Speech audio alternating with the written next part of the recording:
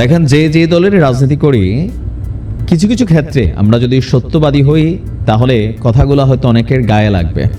আমি কোনো দলের পেইড এজেন্ট না। আমার দ্বারা যেটা ভালো কাজ সেটাকে প্রশংসা করি, যেটা অন্যায় অপরাধ যতটুকু পারি সমালোচনার জায়গা থেকে সমালোচনা করি। মানে পড়াশোনা করেছি, রাজনীতিও করেছি কম বেশি। তা আমাদের রাজনীতিগুলো আসলে এখনকার মতো না তো ভায়োলেন্স টাইপের রাজনীতি ছিল না সেই 15-20 বছর আগে।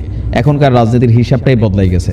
যাই হোক, তো তখন থেকে একটা জিনিসই দেখছি, কাছের বন্ধু বান্ধব কেউ ছাত্রদল করছে, কেউ ছাত্রলীগ করছে, কেউ ছাত্র শিবির করছে। তো শিবিরের যারা কর্মী ছিল এদের মধ্যে একটা ডিফারেন্ট টাচ ছিল।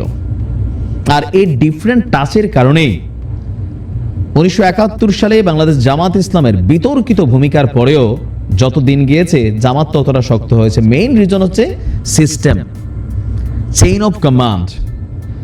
ছাত্রলীগ, ছাত্রদল, আমাদের যে সংগঠনগুলো আছে, আমাদের অ্যাক্টিভিটিজের সাথে শিবিরের অ্যাক্টিভিটিজ আপনি তুলনা করলে দেখবেন একটা বিশাল ফারাক পড়ে।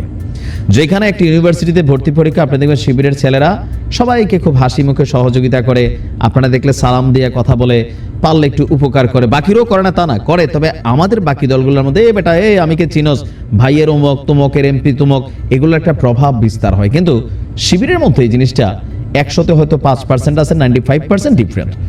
তো নতুন বছরে শিবির যে প্রতিজ্ঞা করেছে আগামী জাতীয় নির্বাচনের আগে তারা যদি তাদের এই প্রতিজ্ঞা রাখে তাহলে নির্বাচনটা অনেক হার্ড ওয়েতে চলে যাবে, বিশেষ করে বিএনপির জন্য।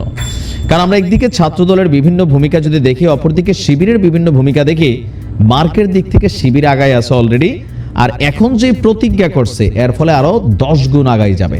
ছাত্র দলেরও এমন প্রতিজ্ঞা করা উচিত, বিশেষ করে যখন ছাত্রলীগ নিষিদ্ধ হয়েছে কি কি কারণে এটা সবাই জানে। আচ্ছা, তো নতুন বছরকে সামনে রেখে, মানে নতুন বছর আসার পরে প্রতিজ্ঞাবদ্ধ হয়েছে বাংলাদেশ ইসলামী ছাত্র শিবির। প্রতিজ্ঞা অনুযায়ী সংগঠনটি নতুন বছরে কোনো মানুষের সাথে, কোনো ছাত্রছাত্রীদের সাথে খারাপ আচরণ করবে না এবং অন্যের ক্ষতি হয় এমন কাজকর্ম করবে না।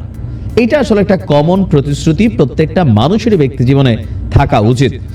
গতকালকে শিবিরের ভেরিফাইড ফেসবুক পেজে নেতাকর্মীদের উদ্দেশ্যে দেওয়া এক পোস্টে এই প্রতিজ্ঞার কথা জানানো হয়েছে।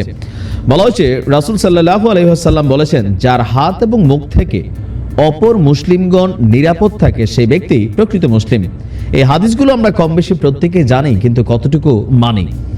আর যাকে মানুষ তাদের জান এবং মালের জন্য নিরাপদ মনে করে সেই তো প্রকৃত মুমিন।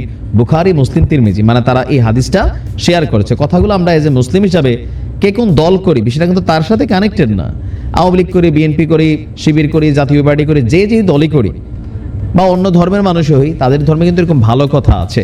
তো শিবির এটার মাধ্যমে একটা মেসেজ ক্রিয়েট করছে। বলা হয়েছে যে এখানে বেশ কয়েকটা হাদিস তারা শেয়ার করছে। এরপরে বলা হয়েছে, আমি নিজেকে প্রকৃত মুসলিম এবং মুমিন হিসাবে গড়ে তুলতে চাই। সেই কারণে অনলাইন অফলাইনে কারোর সাথে কোনো প্রকার খারাপ আচরণ করব না, অন্যের ক্ষতি হয় এমন কোনো কাজ করব না বলে প্রতিজ্ঞাবদ্ধ হয়েছি।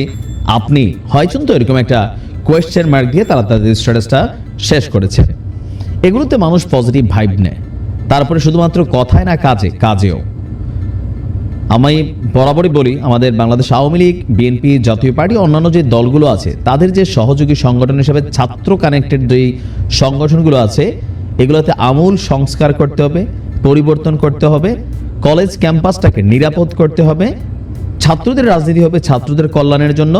আমি কে তুমি কে এরকম ভাবটাব নিয়া এরে হেরে থাবর চটকানা দেওয়া, গ্যাস ড্রুম তৈরি করা, মানে পড়াশোনা বাদ দিয়া কলেজ ক্যাম্পাসে গুন্ডামি পান্ডামি করা, হ্যাঁ, তারপর হচ্ছে এমপির কথায়, নেতার কথায় টেন্ডারবাজি করা, চাঁদাবাজি করা, এগুলো থেকে বের হয়ে আসতে হবে।